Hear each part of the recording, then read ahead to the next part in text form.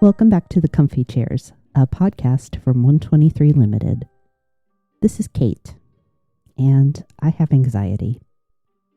When I was diagnosed, I was already being treated for depression, but something still wasn't quite right.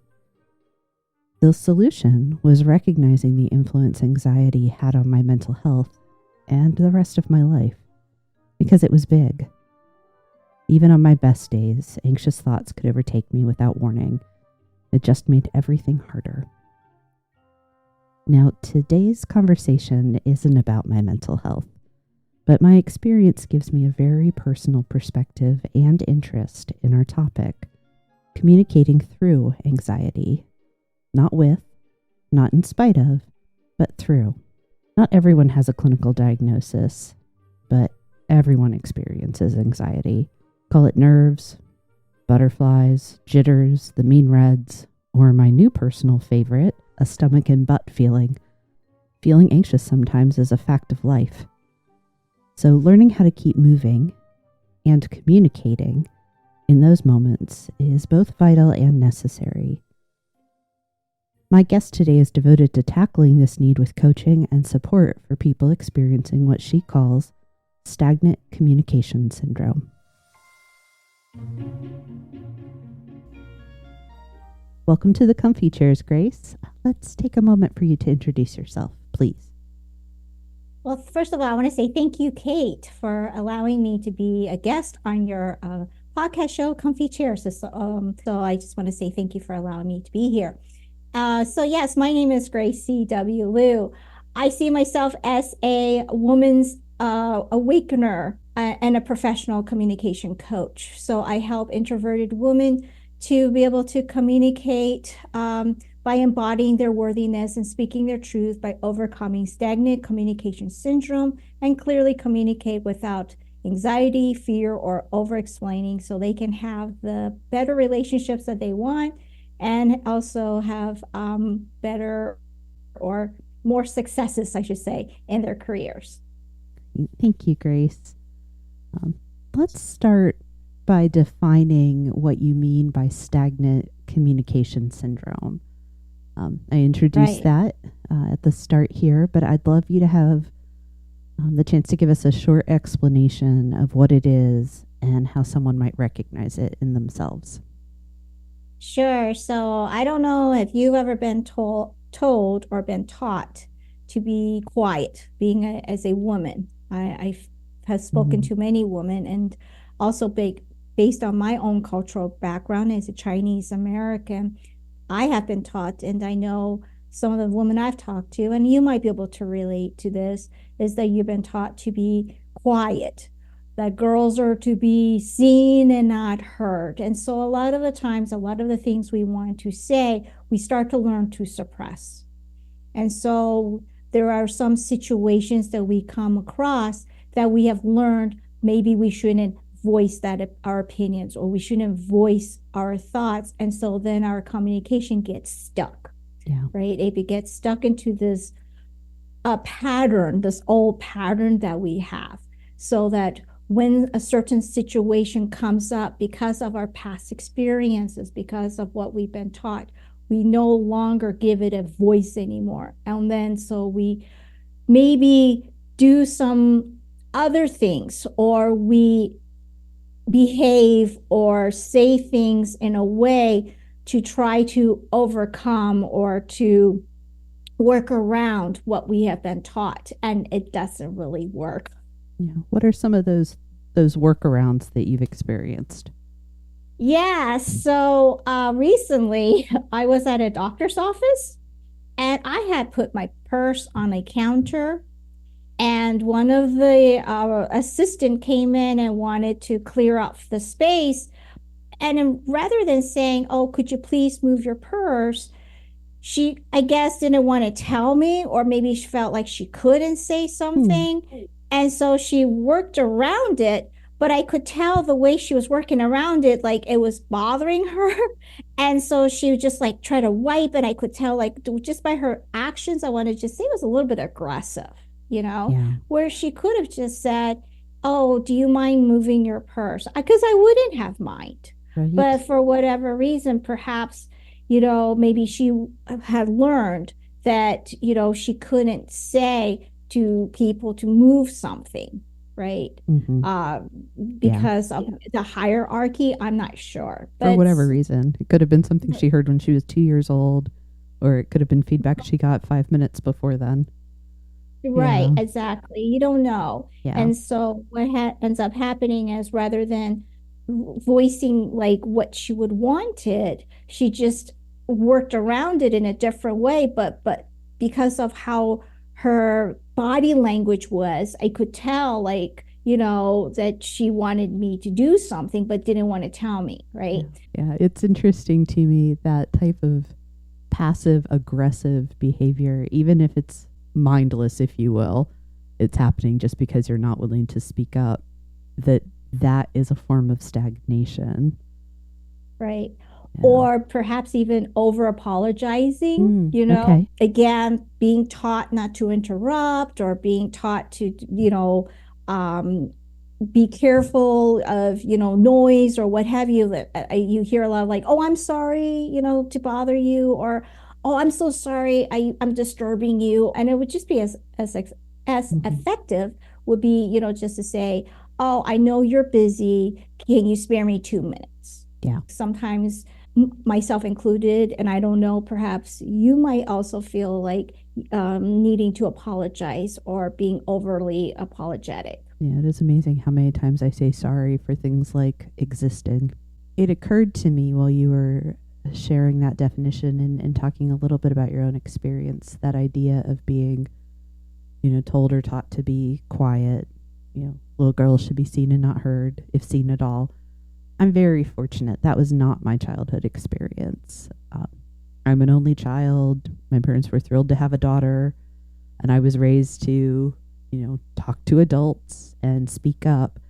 And honestly, it wasn't until I entered the workforce that I started to receive that, I'll call it negative feedback, but the treatment that made me feel like it wasn't okay for me to have an opinion. And I know some of it, in my 20s, some of that had to do with my style, but it was also working with primarily, male leaders. It wasn't all right for me to be the first person to speak. And Yeah. learning that later in life, it's a hard lesson to let go of. I can only imagine for people that extends all the way back to their childhood, how difficult Right. that can be. From any of the experiences, it could be from childhood, and like for you, when you went into the workforce, you start to withhold, and Hmm. then you can't change it necessarily, or you feel like if you change it, it won't be in a positive way, or what have you. And then the communication that becomes stagnant, it becomes an old pattern. You know how we have like stagnant water, Yes. right? And then the water gets all muddy and it's all kind of icky. Your communication, when it becomes stagnant, it can feel icky, to feel maybe diminishing our worth.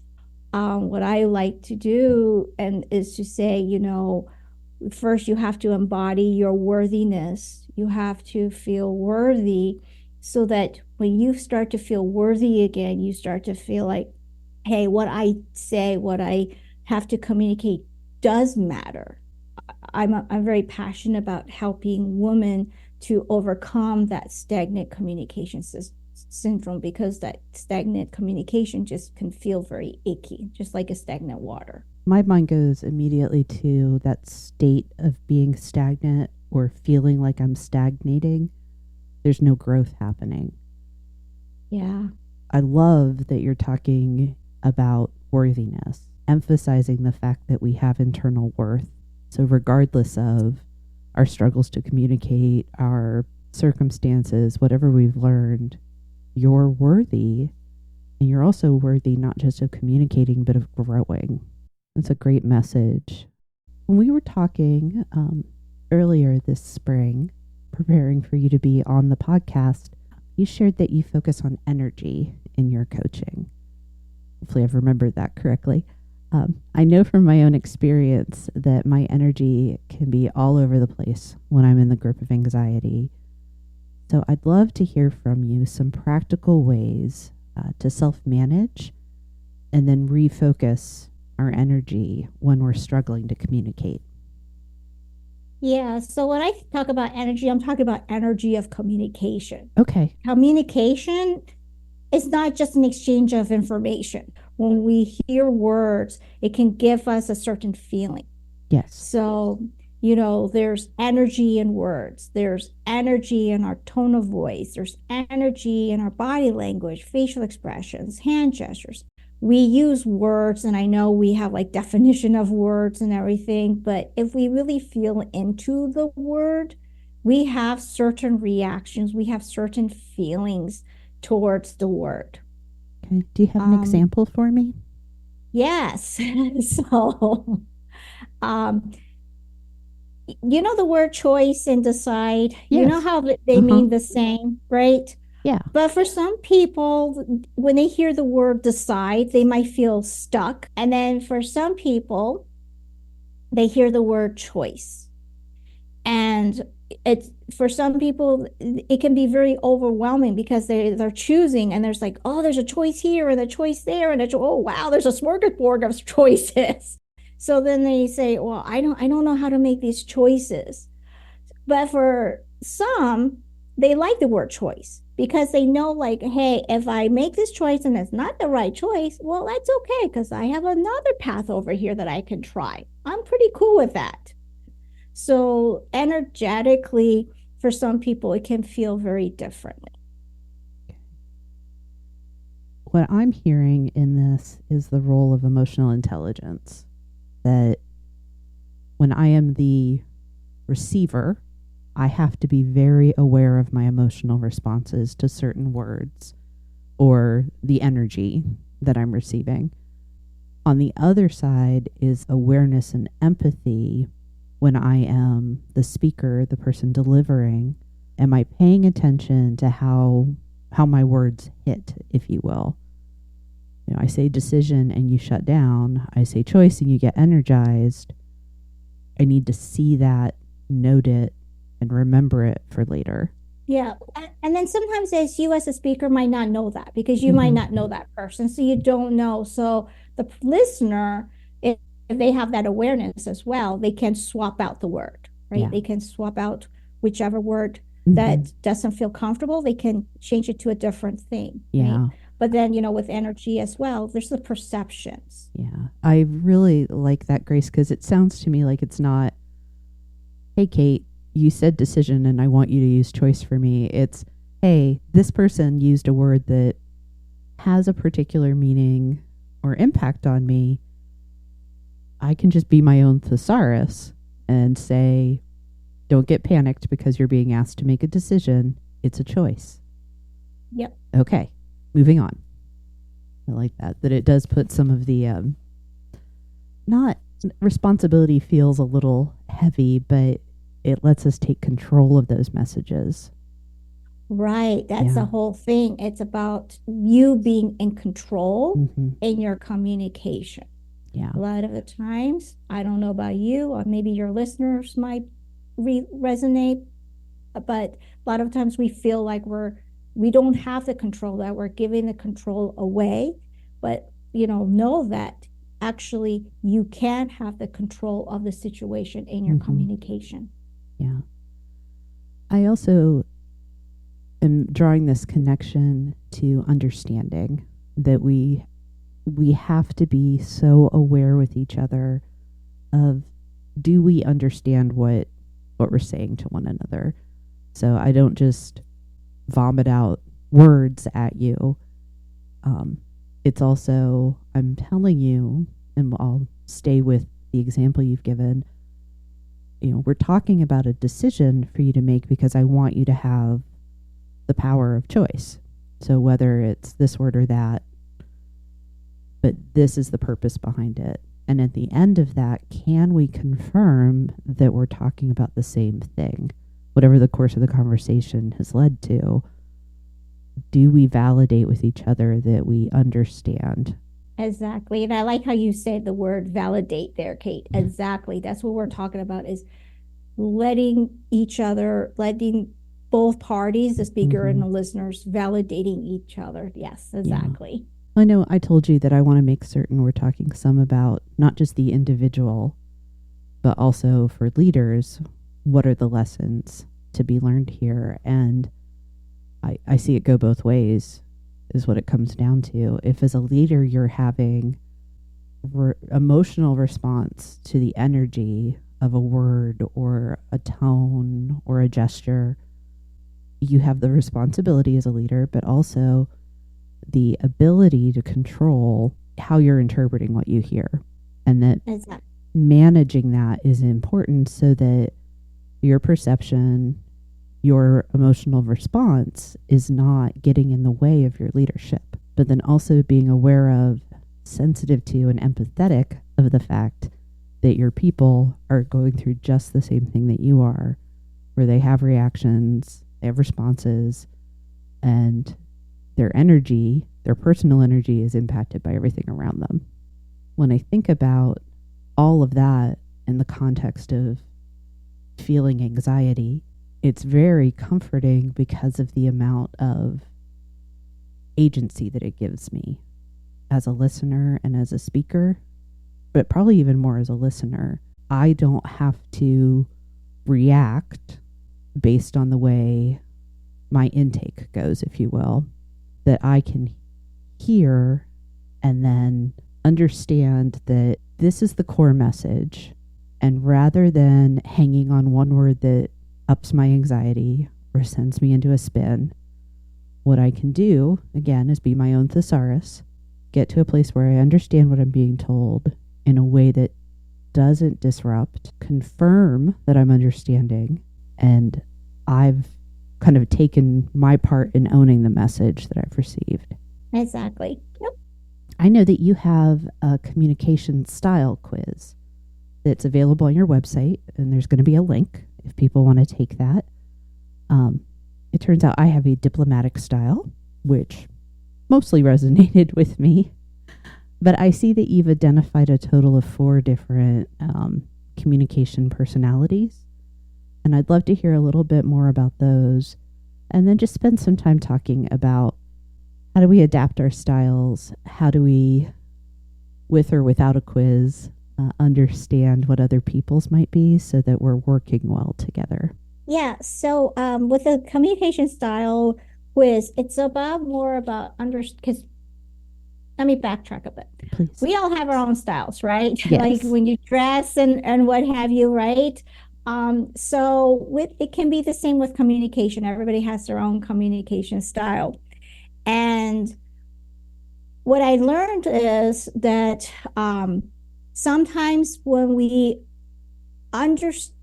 don't understand a certain communication style, we could perceive that person as X, Y, and Z. Okay. So before I get into the communication style, if I can, I like to share this story. Oh, please. I love stories. So, yeah. So my husband and I, before I decided to pivot and run my business, with the communication, my background as a speech language pathologist. So I was actually doing travel speech therapy at the time, and my husband traveled with me. And we were finishing up one assignment and getting ready for the next assignment and everything. And I was trying to get everything lined up, trying to get all finished up with one assignment and add up another assignment, right? Mm-hmm. And so what ended up happening was, you have to get everything lined up. And my husband and I were having this deep, deep, deep discussion. And I'm trying to support and make sure everything is done properly. And I guess I was doing it in a certain way that made him feel, well, I just put it this way. He drew a picture of me with devil horns. Oh, my.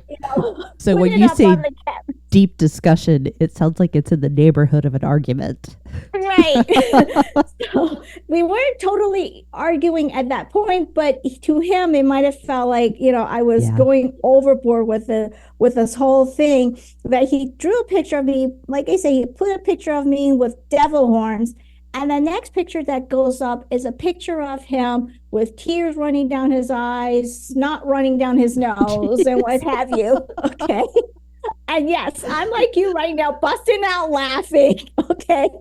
Because what I understood was I'm very much of a nurturer, which means that I like to provide guidance. I like to provide that extra support. My husband, if I hadn't known his communication style, it would have seemed like he was being insensitive. However, because I knew my husband's communication style, which is a humorous, I you couldn't already suspected. guess, Yes. you know, that he was trying to use his humor to try to lighten up the mood. And he showed me what I was doing. And then it was just like, if you don't stop being a devil, I'm going to end up in tears. And then that's going to be the breakdown of the communication. So when I saw that, I laughed, I understood. So I pivoted and said, okay, let's start again. Me being the nurturer that I am, but in a gentle way.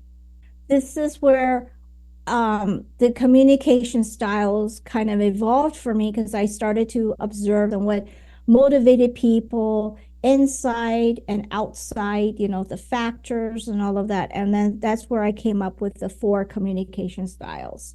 What I observed was like the fireballs. And I say the fireballs because these are the people that are so passionate, they're so motivated, they know the results they want. And so they want to motivate you to get the results that you want. And so they're fired up. And then the nurture, like I said, we tend to be the ones that want to provide the guidance, the step-by-step instructions, and we might even explain why you want to do this. And then the diplomatic, and I can see, with the diplomatic, they're very calm, they like the peace, and they're willing to share their ideas as well as willing to hear what other people have to say. And then they take the best of both parts.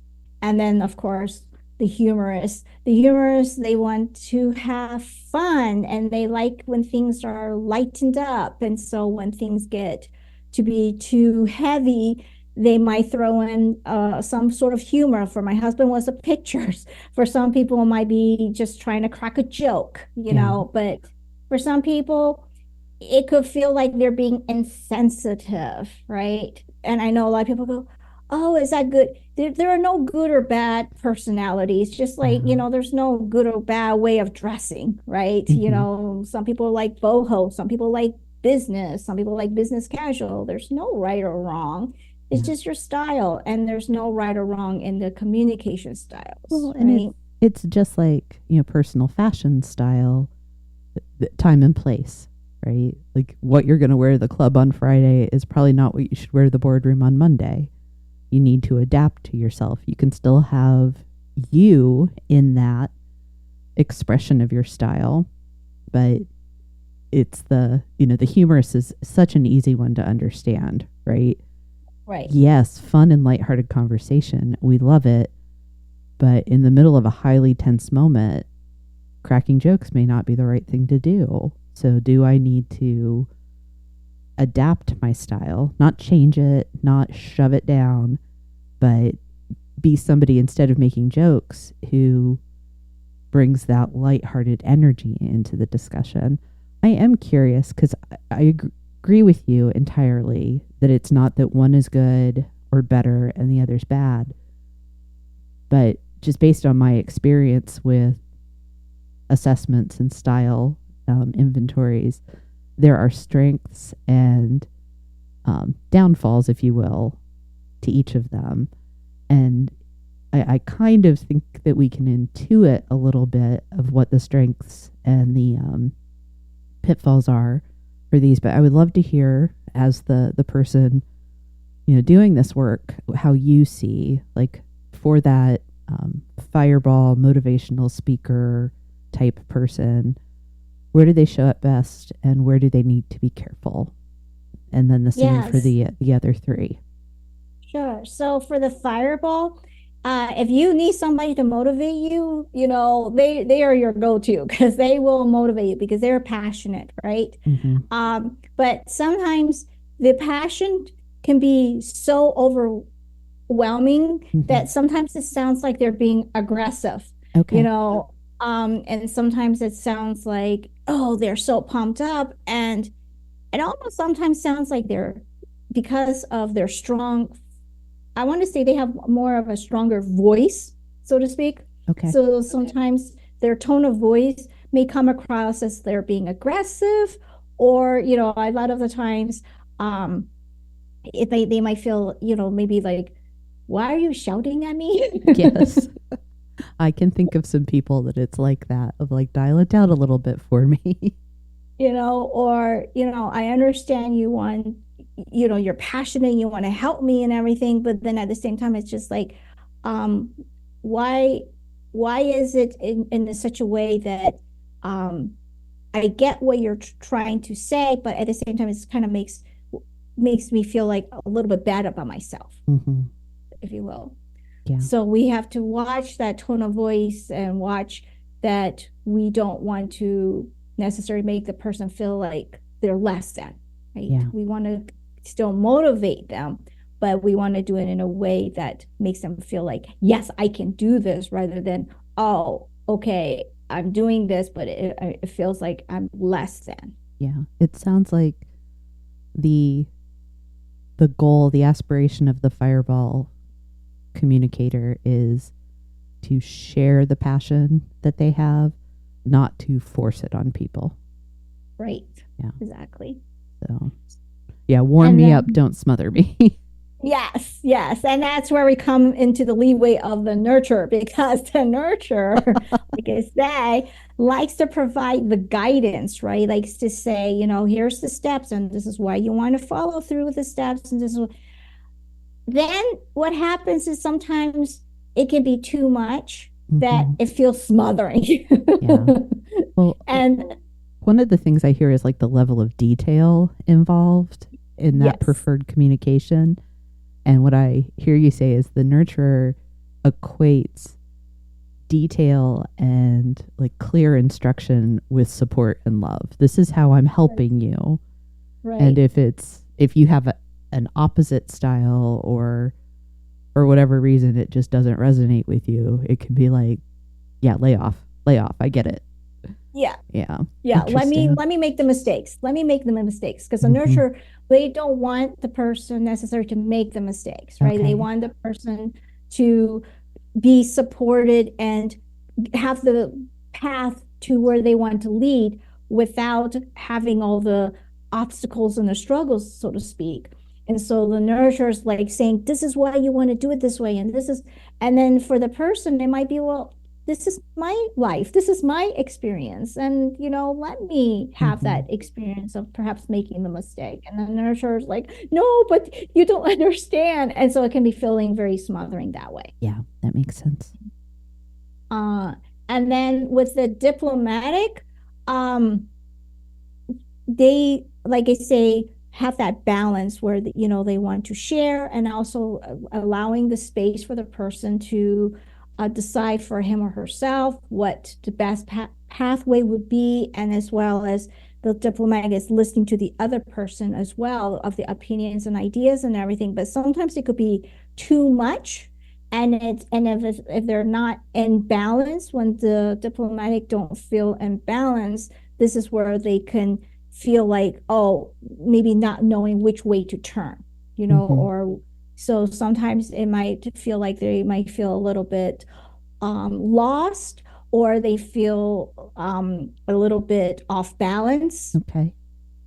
uh, because and it's almost like they're not really sure where they stand. Oh, Um, oh yeah. Okay. As somebody that's learning that, like, what it means to have that style, that right there, not knowing where I stand, can be a real challenge for me. Yeah, because that one hit you're hard, trying Grace. because it's coming up from like different ideas and figuring out like which way and which path, and Hmm. because you're trying to listen to everybody, you're trying to also figure yourself, and because what you're looking for is you're looking for that peace, you're looking for that balance, right? Okay. And then for the humorists, right, they're all about wanting to have fun and inclusive enjoyment because they love people to laugh. They love to laugh. They like to hear people laugh, They like to include everyone into the conversation and communication. And then what happens is when it gets to be too deep for them, they find it very hard to engage. And that's why they throw in the humor. And, sometimes we need them because sometimes when it is really deep, we do sometimes need these humorous people to help to lighten up the mood a bit. But it needs to be in a way that is coming across as they're supporting you to come out of that deep, dark area, or what have you. Because otherwise, if it's not done properly, right? If it's done in a certain way, that could maybe make them look like they're being insensitive. Okay. It sounds like it's really important to understand and probably in conversation even name, this is my motive and intent. And keep it front of mind or like as a North Star. So, hey, if I'm a nurturer, my intent is not to communicate so much detail you feel smothered or like I think you're incompetent. It's I am providing you with detail because I want you to be successful. I want you to be supportive. As a diplomatic person, my intent is that we see all sides of it and people feel heard. It is not to overwhelm us all with our options and our choices or to spend all of our time in discussion. The goal is that we get to a balanced, shared decision or that I have the information I need to make my own choices. Right? And that you could kind of go through like the humorous. My intent, my motive, what drives me is people enjoying themselves. It is not to minimize. It's not to make jokes at other people's expense. It's I want there to be fun. Right. Yeah. Yeah. So the humorous, everybody has like a tone of voice they just need to be kind of aware of, right? Yeah. So for the fireballs, it's watching out for that aggressive tone of voice, right? For the nurturer, it's the preachy voice. Yes. For the diplomatic, it's more of the indifferent or monotone kind of a cold, maybe detached. Yes. Yeah. Yeah. I'm thinking of some feedback I've received, but that's neither here nor there. No, and then for the humorous, watching out for that sarcastic. Okay. The tone of voice. I mean, I know we have sarcasm, and some people use sarcasm as part of the humor and what have you, but we have to watch that because it could be some of those sarcastic tones can be very insensitive, right? So everybody has a certain tone of voice that they all have to be careful of or be aware of, so to speak. Because again, we're talking about energy of communication. And for some people, hearing that certain tone of voice, because, we all have our stories and we don't know who the person is that has a certain childhood or had that certain trauma or certain what have you of a situation. And then, so when they hear a certain word or they hear that certain tone of voice, it might trigger them. Yeah. And then, and then again, it might then diminish the worthiness. And so what we want is to, again, embody the worthiness, right? So that we can have the communication. I think this is very realistic because this is not telling people you have to tailor everything you do and say for the potential audience because it's not possible. We can't know. We don't need to know necessarily that, again, decision could be a triggering word for someone because of anything that's happened before that moment, we do need to have awareness and balance and be paying attention to my own actions and the way it appears to be impacting someone. And that's kind of the price of entry. That's the least we can do. And like you mentioned earlier, validation, Mm-hmm. right? If you say a word and say it triggers that person, Mm-hmm. we can validate the person by saying, oh, what was it the word that made you feel like this way? Or what was Yeah. the word that I said that made you feel like I wasn't being supportive? Or, oh, my tone of voice. Because I don't know about you, but some people, I've heard people say, like, why did you use that tone of voice? Mm-hmm. Or what is with that tone of voice that you have? And so it's instead of saying, oh, I didn't use a tone of voice, I don't know what you're talking about, we can validate, right? And we validate by saying, oh, what did my tone of voice sound like to you just now? Yeah. It wasn't my intent, but I understand that intent and impact don't always align. So help me understand, and let's now move forward. So love that. I started off kind of with this slant toward talking about anxiety and communication. I know one of the ways that you talk about what people may experience when they're experiencing stagnant communication syndrome is a feeling of anxiety. Rather than staying with that term, which can have a very clinical connotation, let's talk a little bit about stress and the impact that stress can have both on our style but also communication overall. Yeah. So I don't know, some of you might be able to relate that when you are stressed and when you have that on the pressure cooker and everything, and then somebody comes to you and asks you a question, and all of a sudden you blow up on that person, Mm-hmm. right? You're not blowing up on the person, it's just because you are under a lot of stress. And then, sometimes you might need to give a presentation, and that can be very stressful. And so somebody's trying to say something to you and you're trying to calm yourself down, but because you're feeling stressed. So then now you're like reacting to it, right? Mm-hmm. And so there are methods, and I know, a lot of people talk about like stress management. Yes. And this word gets thrown out there a lot, self-care. It is very popular right now and poorly Right? defined. Yes.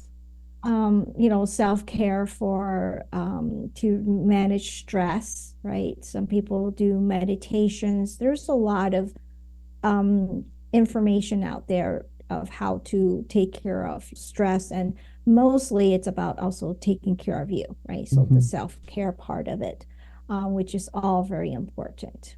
It's important for us, particularly where we started and talking about the people whom you are serving through your coaching work, women who have learned silence and trying to learn how to speak up after that can be very stressful.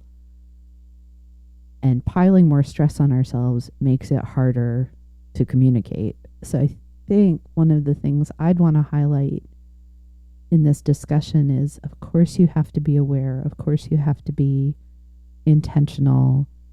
And that kind of constant work is difficult. So you also need to give yourself grace. No pun intended, grace. But there has to be not just self-care, but self-compassion. Yep. Around the impact of when you have anxiety or stress, or you're just simply overwhelmed, or it's Tuesday, that when communication breaks down, be kind to yourself and go again. Yep, exactly. That's, for me, I think that's one of the things about moving forward in terms of communication, and when communication doesn't work well, it's just not giving up. Right. Yeah. Because, end of the day, you matter. You are your own best friend, right? And also with communication, we're talking about communication with other people, but we're talking about stress and what have you, as well as also think about or be aware of how you're talking to yourself. Mm-hmm. A lot of the times we're supposed to be our own best friends, but somehow we end up being the most critical of Mm-hmm. ourselves. We judge ourselves much more harshly than if we were to judge others, So part of it is to make sure that you are speaking to yourself as your own best friend. So if you speak to your best friend or your child or your friend or whoever it is with kindness and, like you said, with grace and all that, make sure that you are also talking to yourself the same way. If things don't work out, or you said something and you later regretted it, don't beat yourself up, right? You want to be gentle, be kind to yourself as well. And, just we say when things don't work out, say mistakes. I don't like to use the word failure because it's really not a failure. If you think about it, it's all lessons. We're all here learning lessons to grow. That's how we grow, right? Is by having lessons. And so communications, I have to say, even though if you know your communication styles and you know about all this energy, you know all this techniques and what have you, guess what? You're still going to have communication breakdowns. 100%. Yes. It's not going to go away. What's going to happen, though, is that when these communication breakdowns do happen, you at least now have the tools of knowing how to deal with it, how to go about so that it becomes a lesson of your growth. And so with the, communication, when you learn to communicate with yourself like that, then when these communications, say, breakdowns do happen or something doesn't work out, you're not going to beat yourself up. You're going to just say, hey, okay, this is a lesson that I learned. And you're going to say, again, what would you tell your child or what would you tell your friend, if something like that happened? You're going to give them support, right? You're going to give them something positive to come out of it. Well, same for you, right? If something doesn't work out, something positive will come out from it. One of the things, the reason we have these stress is because we put it on ourselves, of how we speak to ourselves sometimes. So just be aware of, sometimes of what you say to yourself, I don't know about you. I don't know how many of you give yourself compliments. We're so easily giving other people compliments. Oh, I like your hair today, or I like what you're wearing, or I love what you just said, or, what have you, right? But how many times have we complimented ourselves and said those things to ourselves? Yeah. I have a theory, Grace. So just for some context, the concept and the actual fact and weight of inner critic is something that comes up a lot in this podcast. And I keyed on that immediately. For one thing, my anxiety often presents as my inner critic beating me up. A lot of people do. And my theory is that our inner critics speak from the dark side of our style. We talked about here's when it's great and here's when it's not. And my inner critic is that cold, mean, detached voice that's just, ladling on every bad thing. But the inner friend that you discussed can be diplomatic, can be balanced, and can be kind and calm to me. Yep. And I think that's something for people out there, is when you hear that voice, recognize that it is the dark side of your style and your preferences, and you have a lesson to learn there that, one, this doesn't match my motive, right? Right. Just like we talked about before. So, how do I turn this around? How do I, quote unquote, flip the script? So, this criticism I'm giving myself can be helpful, a critique, and that I can have a balanced approach where I'm not beating myself up, but maybe giving myself some admonition or exhortation. Or maybe I just tell it to shut up. Right. Grace, I would love to ask what resources that you would recommend for people that want to learn more. One of the resources, of course, will be, you could take the communication quiz. Of course. To find out your communication styles. There are definitely some communication coaches out there, and it all depends. I don't know, some of you might be like wanting to learn how to be a speaker, or some of you might want to learn how to be a better presenter or storyteller. So there are some of those coaches that have those specific niche or skills. For me, I also use like the human design for communication. And I know like a lot of coaches use the human design. Some of them do. Thank you. And I know you've got some links you're going to share with me. I will be putting your LinkedIn profile. You have a Facebook page for your business as well. And then also your website where people can find the communication styles quiz. And Yes. those self-assessments are always so fun. Everybody loves a self-assessment, right? Right. One of the things I like to do as we're wrapping up each time, Grace, is to ask for 2 or 3 final thoughts or key takeaways from the discussion. For me, it will definitely be, know that you matter, that you are worthy to speak your thoughts and opinions. And the other is validate, because everybody wants to feel important, and we can make the person feel important by validating the person, and also using I statements. Because again, it's about gaining control of the conversation. And, a lot of the times we want to maybe perhaps somehow we might not be thinking about it, that we give away the control to others, but know that you can retain the control in your conversation by using I statements and just by being aware and validating and knowing and stepping into and believing in your worth. Thank you. I love that. And you almost took one of mine, Grace, because for me, no, I love it. I love that we're on the same page. It's that you have control. There's so many reasons we can feel out of control in this world, whether it's your circumstances, you have anxiety, you have a million things going on.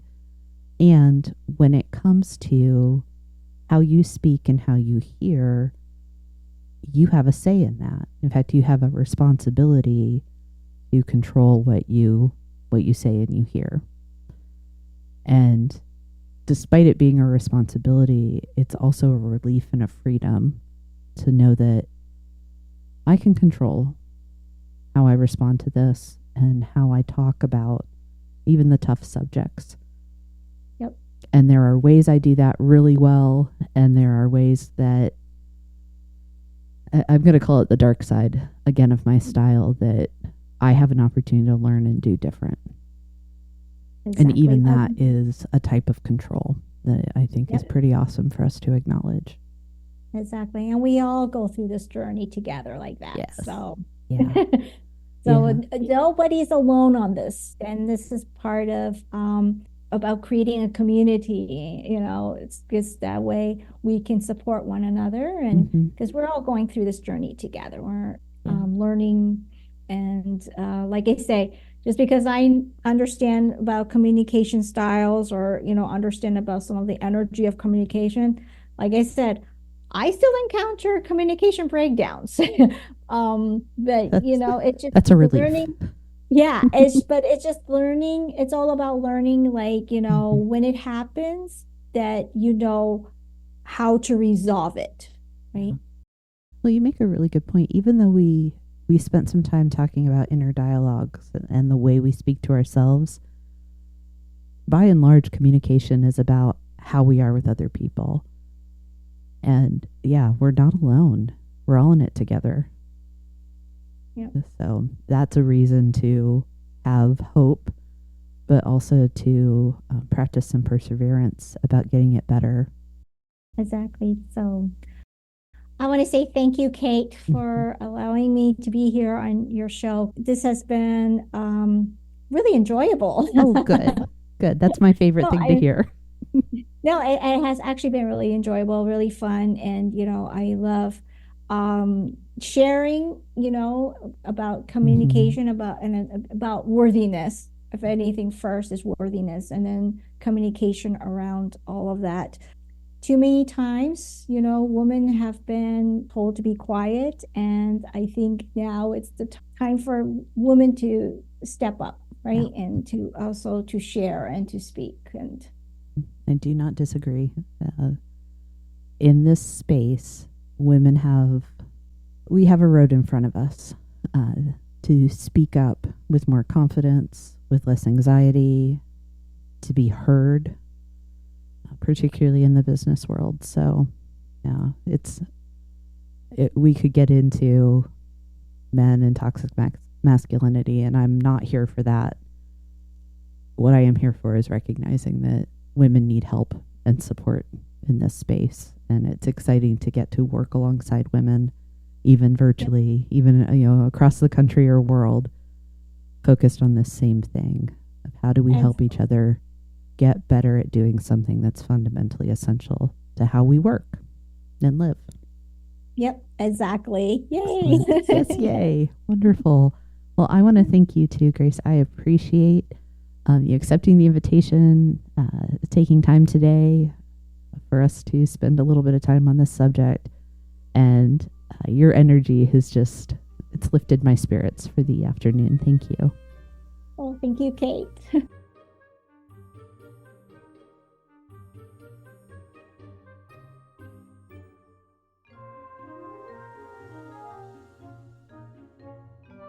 If you enjoyed this episode and you'd like to support the podcast, please subscribe, leave a rating or review, or share it with others.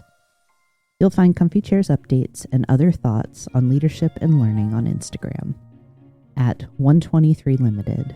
That's ONE23 LTD.